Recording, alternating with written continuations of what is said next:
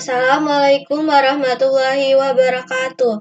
Perkenalkan, nama saya Rahma Zulia Putri dengan NPM 24782027.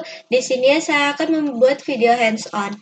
Video saya akan berisi penjelasan dan contoh secara hands-on mengenai OOP dan inheritance. Lalu yang kedua, penjelasan dan contoh secara hands-on mengenai exception handling. Lalu yang ketiga ada deskripsi tugas, dan yang terakhir nanti ada penjelasan implementasi dan hasil dari running program. Langsung saja kita pada penjelasan yang pertama, yaitu mengenai OOP dan inheritance. Jadi langsung aja, OOP atau Object Oriented Programming atau pemrograman berorientasi objek adalah cara menulis program yang meniru cara kita melihat di dunia nyata. OOP adalah paradigma pemrograman, artinya cara berpikir atau pendekatan saat membuat programnya itu dengan konsep melihat segala sesuatu itu adalah objek. Seperti di dunia nyata, kayak kita lihat semua hal atau segala hal itu sebagai objek. Seperti contoh, mobil itu adalah objek, kucing itu adalah objek, buku itu adalah objek, meja itu adalah objek, dan lainnya. Tentunya, setiap objek itu punya ciri-ciri atau sifat. Dalam OOP ini, ciri atau sifat itu dinamakan atribut. Seperti contoh, warna, ukuran, nama, dan lainnya. Lalu berikutnya, perilaku atau tindakan. Kalau di OOP itu disebut dengan method. Contohnya itu seperti berjalan, makan, berbunyi, bersuara, seperti itu.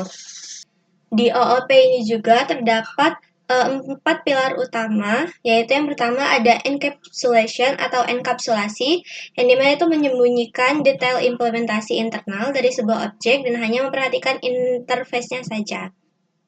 Dan itu dilakukan dengan cara membungkus data dalam method dalam satu unit kelas dan menggunakan access control seperti private, protected, atau public. Yang kedua ada abstraksi, itu menyederhanakan kompleksitas dan hanya menampilkan hal-hal yang penting dari suatu objek dan menyembunyikan detail yang tidak relevan. Jadi abstraksi itu fokus tuh pada apa yang dilakukan objek, bukan bagaimana cara kerjanya, seperti itu. Lalu yang ketiga itu inheritance atau pewarisan yang akan kita bahas pada penjelasan berikutnya, yaitu memungkinkan sebuah kelas untuk mewarisi properti dan metode dari kelas lain, yang dimana ini dapat membantu dalam penggunaan kembali kode dan menciptakan hierarki antar kelas. Lalu yang keempat ada polymorphisme, yang dimana itu sebuah kemampuan objek untuk merespons secara berbeda terhadap metode yang sama tergantung pada jenis objeknya. Langsung saja di sini saya akan mencoba untuk memberikan contoh dari OOP. Seperti yang telah disebutkan tadi, bahwasannya OOP ini terdapat objek, atribut, dan juga metode. Jadi saya akan coba buat secara sederhana saja.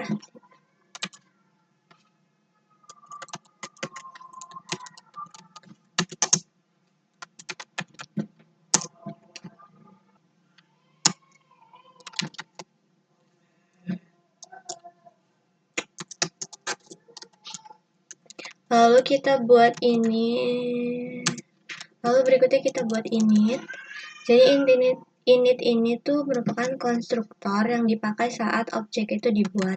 Kita isi self, nama, dan npm. Ini di sini kita buat secara sederhana saja.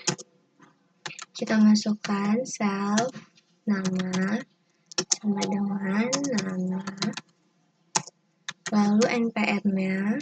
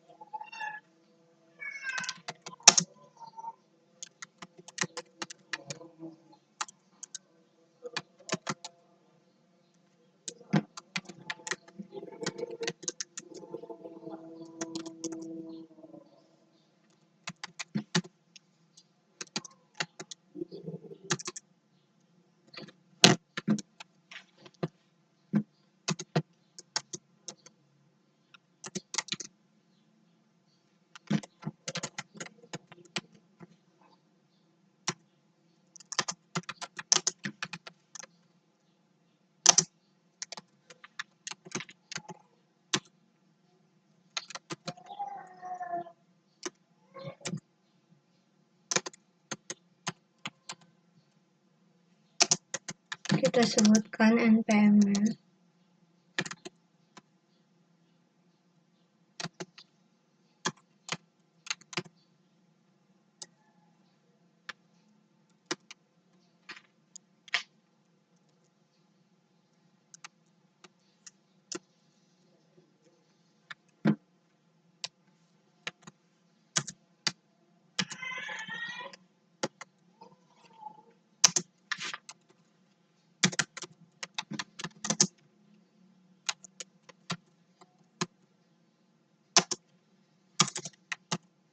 Berikutnya kita akan buat objek.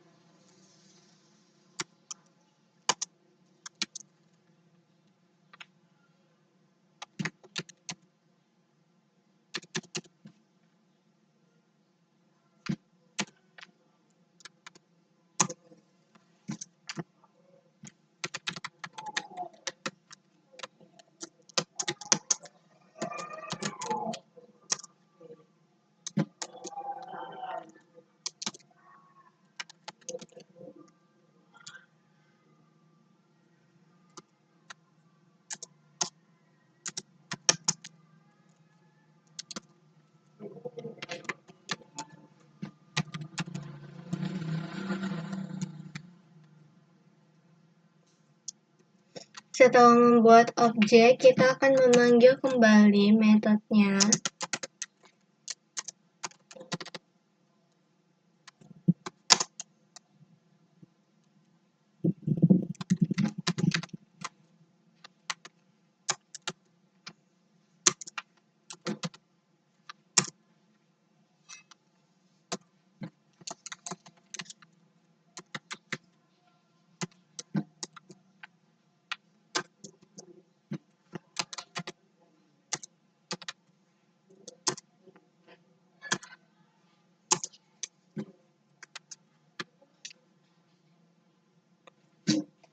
Seperti ini contoh dari OOP-nya. Jadi initnya itu merupakan konstruktor yang dipakai saat objek ini dibuat. Tuh.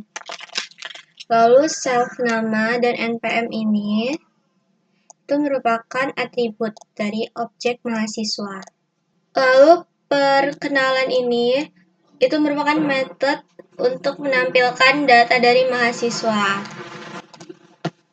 Kita coba jalanin. Bisa kita lihat di sini tertera nama dan juga npm. Jadi seperti ini ya, OOP itu ada objek, atribut, dan juga metode. Dan di sini kita menginisialisasi kelasnya itu sebagai mahasiswa. Kita lanjut.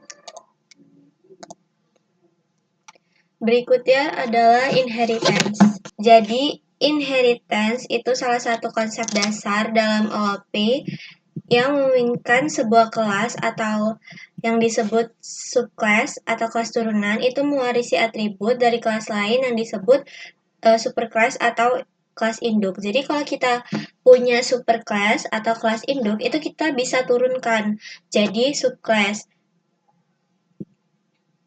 Nanti subclass itu bakal mewarisi atribut dan metode dari kelas induk yang kita turunkan itu. Dengan inheritance, kita juga dapat menghindari duplikasi kode, karena subclass itu bisa menggunakan ulang kode dari superclass. Yang kedua, membuat struktur kode itu jauh lebih terorganisir. Tentunya karena tidak akan terjadi duplikasi kode, maka kode kita itu lebih terlihat terorganisir dan juga tersusun seperti itu. Lalu melakukan ekstensi fungsionalitas.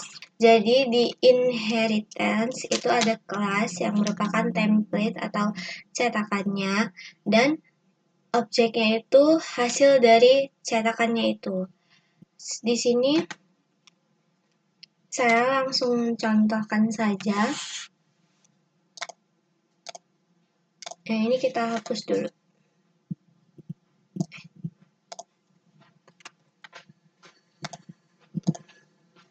Coba kita jalankan yang tadi. Bisa ya?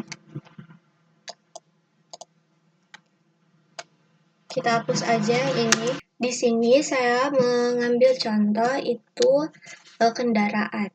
Jadi kendaraan ini sebagai kelas atau cetakannya langsung saja kita buat.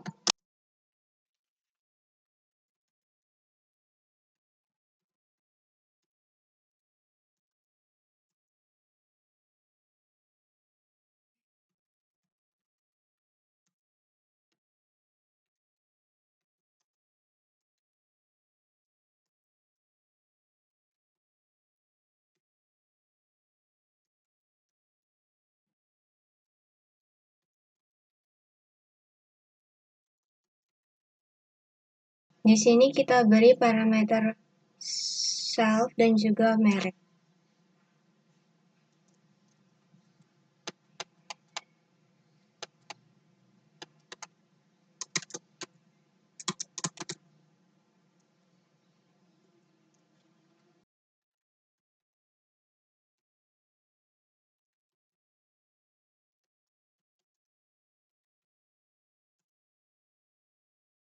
Di sini kita telah membuat kelas dari kendaraan. Saat kita buat objek kendaraan ini, tentunya kita harus memberikan merek dari kendaraan itu. Nanti self merek ini akan menyimpan merek ke dalam objek. Sehingga nanti mereknya ini bisa dipakai meskipun kita di bagian lain.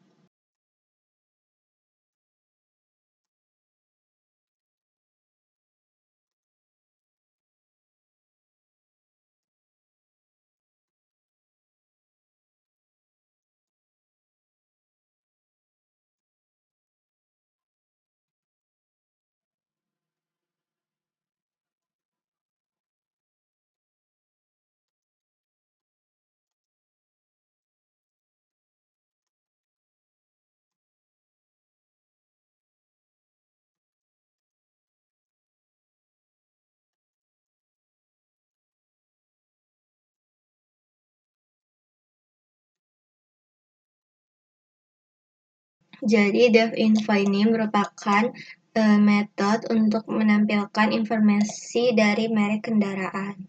Jadi self mereknya ini nanti akan diganti dengan nilai yang ada di sini. Kita lanjut. Kita kan tadi udah buat kelas dari kendaraan. Itu merupakan kelas induk atau superkelasnya. Lalu di sini kita akan buat dia jadi subclass.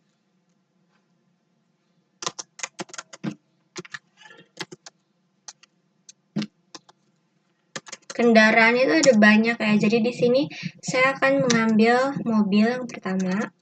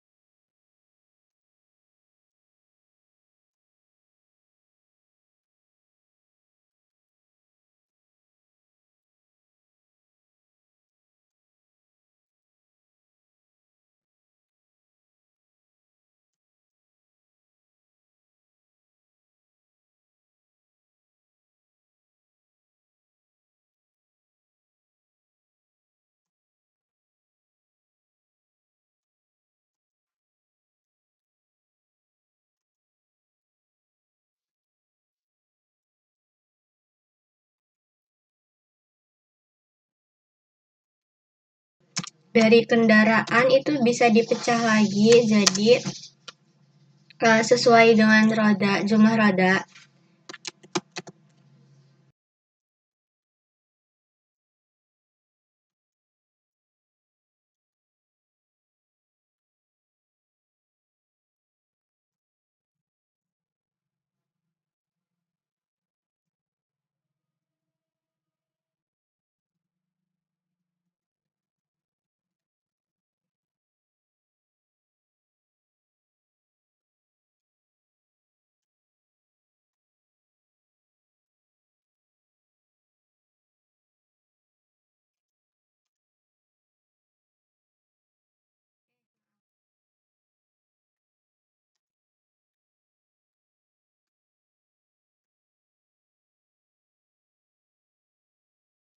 Jadi, subclass mobil ini tuh mewarisi semua yang ada di kendaraan.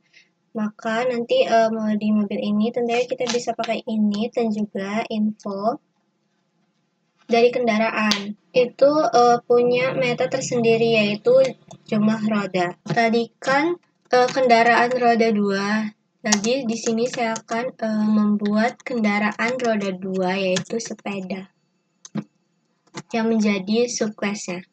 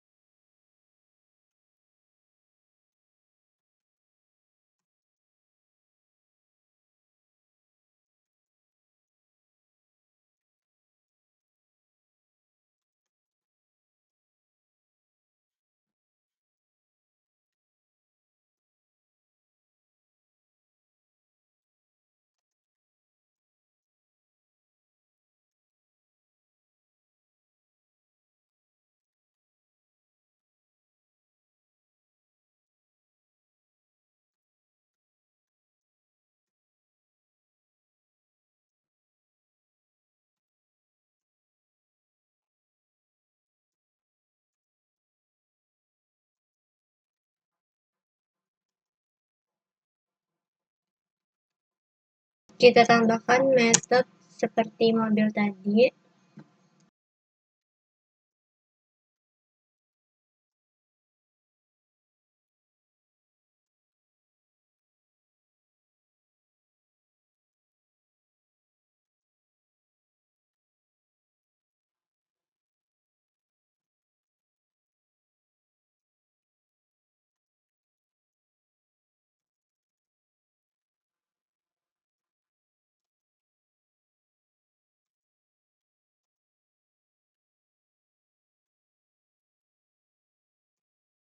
Jadi sepeda ini tuh sama aja kayak mobil, dia bisa pakai init dan juga info, dan juga ada metode tambahan seperti mobil yaitu jumlah roda.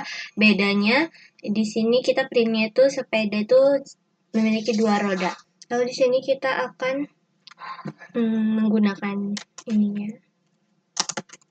Lalu kita akan contohkan penggunaannya. M itu untuk mobil.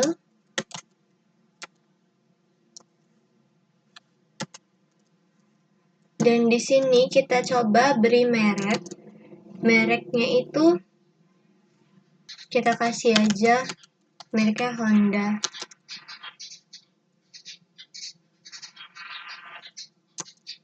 Dan untuk sepeda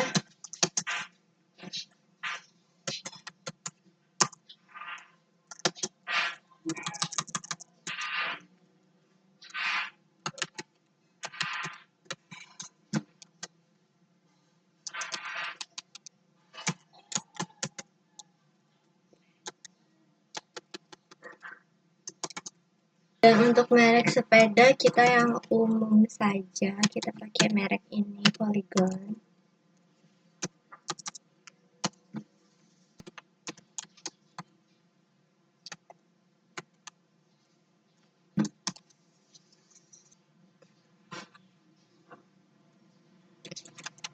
M info ini di sini kita memanggil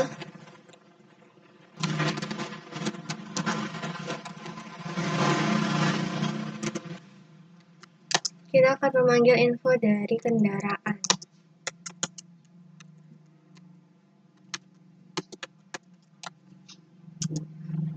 Lalu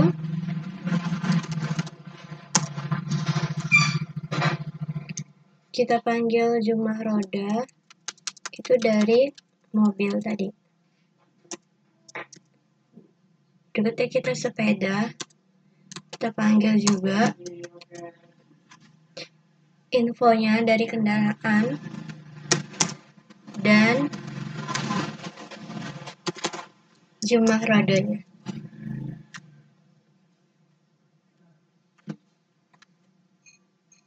Kita coba jalankan. Di sini tertera merek kendaraannya. Jadi seperti ini outputnya.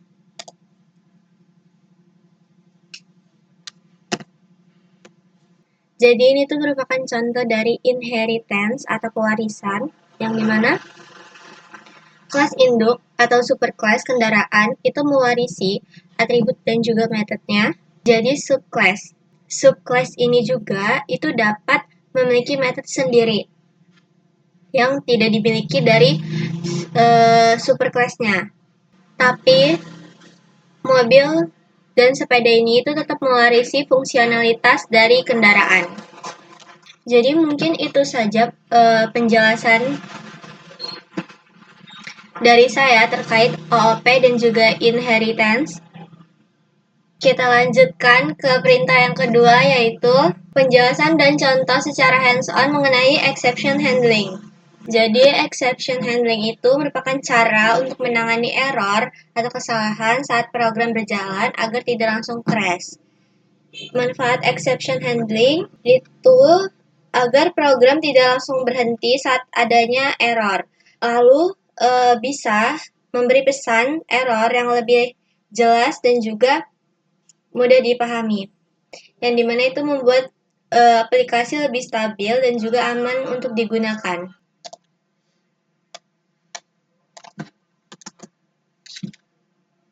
Jadi, exception handling itu dalam Python digunakan untuk menangani berbagai jenis error yang terjadi saat program berjalan. Terus, exception handling ini itu banyak macamnya.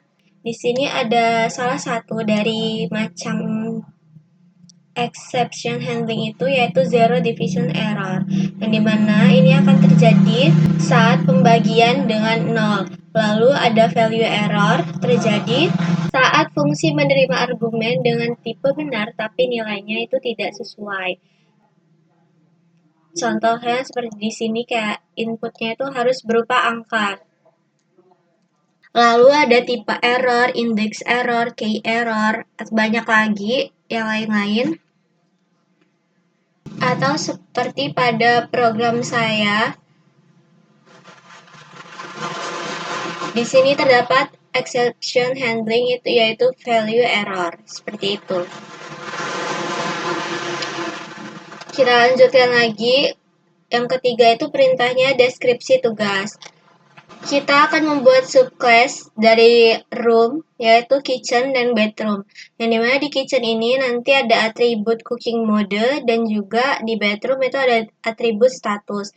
Di sini juga kita harus menambahkan metode untuk memperkirakan peningkatan suhu akibat aktivitas memasak. Lalu di bedroom itu memeriksa apakah kondisi ruangan itu ideal atau tidak untuk tidur. Kita langsung saja lihat bahwasannya di sini saya telah membuat subclass dari room yaitu kitchen, terdapat cooking mode, dan juga di sini saya telah memperkirakan kenaikan suhu akibat aktivitas memasak. Kitchen ini juga itu mewarisi semua atribut dan metode dari room atau superclass-nya. Di subclass ini juga terdapat peringatan jika kelembapan di dapur itu terlalu tinggi. Jadi ini nanti kalau kelembapan di dapur itu terlalu tinggi, dia akan mencetak pesan seperti ini. Jika sedang memasak atau cooking modenya ini true, maka suhunya akan dinaikkan, diperkirakan naik 5 derajat. Kalau tidak atau cooking mode-nya ini tidak atau false, itu suhunya akan tetap sama. Lalu yang kedua ada subclass bedroom. Di sini pada bedroom ini kita memantau apakah kamarnya itu layak atau tidak untuk tidur, atau ideal atau tidak, seperti itu ya. Bedroom dengan fitur utamanya yaitu validasi data sensor peringatan suhu tinggi, evaluasi kenyamanan tidur berdasarkan suhu dan kelembapan, dan tentunya juga bedroom itu mewarisi atribut dan metode dari room. pada bedroom juga akan dicek apakah ruangan itu ideal untuk tidur atau tidak ideal untuk tidur. Lalu jika suhunya itu melebihi 30 derajat Celcius, maka akan ada peringatan, yaitu suhu terlalu tinggi dan kamar tidur. Suhu terlalu tinggi untuk kamar tidur. Lalu berikutnya kita lihat yang kedua, di sini perintahnya menambahkan implementasi mekanisme penanganan kesalahan untuk skenario berikut. Yang A itu validasi input pengguna. Misalnya pengguna memasukkan opsi menu yang tidak tersedia. Kita langsung saja coba jalankan.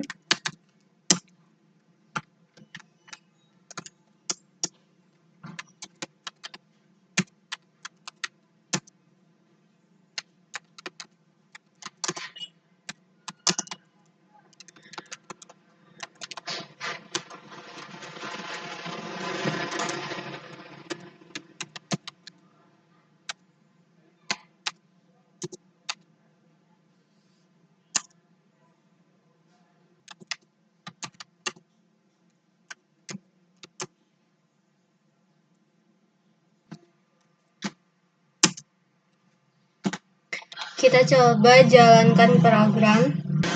Di sini saya akan coba untuk jika pengguna memasukkan input yang tidak sesuai, maka akan ada pesan pilihan tidak valid dan masukkan angka 1 sampai 3. Lalu di sini kita coba tambahkan ruangan.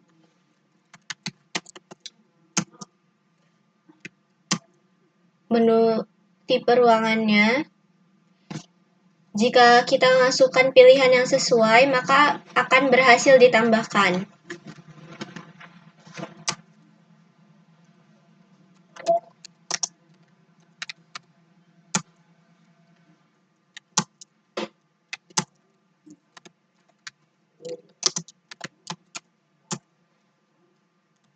Di sini terdapat 3 pilihan, yaitu kitchen, bedroom, dan juga room. Jadi room ini untuk ruangan selain dari dapur dan juga kamar tidur. Dapat kita lihat hasilnya. Jika mode memasaknya aktif, maka di sini akan terdapat perkiraan suhu saat memasak, yaitu dia menambah 5 derajat Celcius perkiraannya. Lalu nanti jika kelembapannya ini lebih dari 70%, nanti akan ada pesan peringatan juga bahwa suhu dapur terlalu lembab, kelembapan di dapur terlalu tinggi. Untuk kamar tidur, kita bisa lihat nanti di sini ada kondisi ruangannya ideal atau tidak untuk tidur, atau nyaman atau tidak untuk tidur. Jika suhu kamar terlalu panas atau terlalu tinggi, nanti ada juga pesan peringatan juga. Lalu untuk ruang selain selain dapur dan juga kamar tidur itu tampilannya hanya seperti ini, seperti itu. Terus kita coba juga kalau misalnya kita masukin input yang salah. Salah. Di sini kita masukin input yang salah. Maka akan ada pesan pilihan tidak valid, masukkan angka 1 sampai 3. Jadi di sini terdapat penanganan errornya ya. Kita lihat lagi.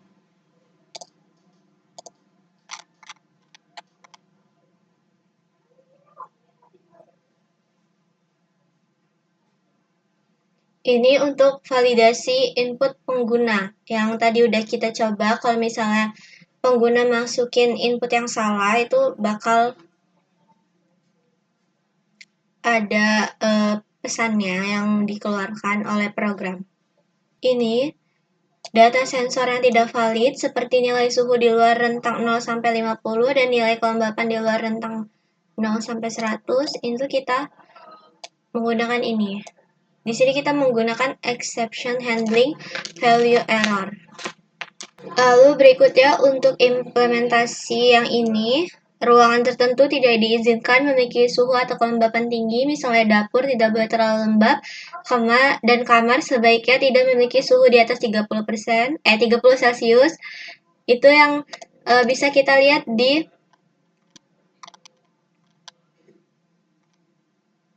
sini. Ini kalau misalnya dapur itu memiliki kelembapan yang lebih dari 70% atau kelembapan yang terlalu tinggi, nanti akan ada pesan ini. Begitu juga dengan kamar, seperti yang sudah saya ucapkan tadi, kalau suhunya terlalu tinggi akan mencetak pesan ini. Kita cek, yang ketiga kita cek PIP 8 termasuk komentar dan docstring ya. Kita coba.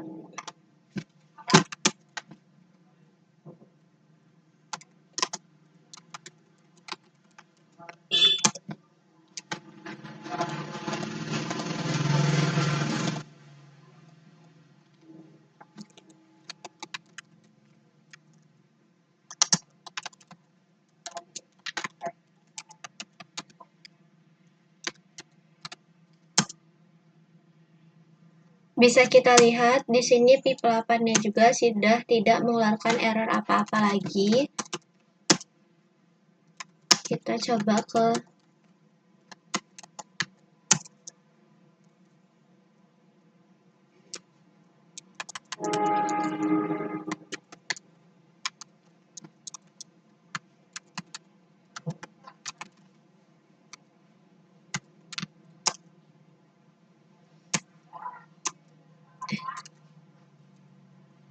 lalu di sensor simulator juga sudah tidak ada error dari PIP 8-nya. Jadi mungkin segitu saja video yang dapat saya sampaikan. Saya akhiri. Wassalamualaikum warahmatullahi wabarakatuh.